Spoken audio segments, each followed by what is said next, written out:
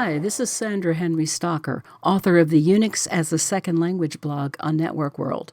In this Linux tip, we're going to look at the wget command that makes downloading pages from websites, even recursively, very easy. In this first example, we're going to download a single web page with a command like this, wget followed by the URL. Keep in mind that this command downloads whatever HTML code defines the page. If you want your downloaded files to be stored in a site-specific directory, then add the -p option to give it a name like this.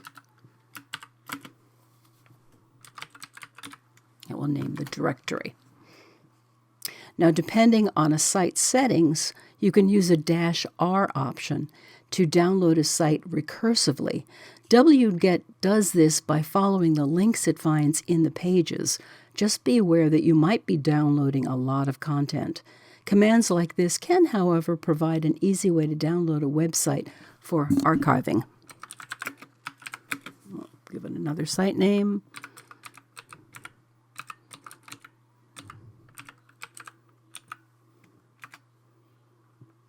You can see it's downloading the content. And with a -l option, you can limit the depth of directories that wget will reach into. So let's just do that. We'll put a -l2 here and run that again. And you can see it's only gone 2 directories, but in this case that didn't make any difference. The wget command can also be used to download packages. To get the latest version of WordPress, for example, you could use a command like this.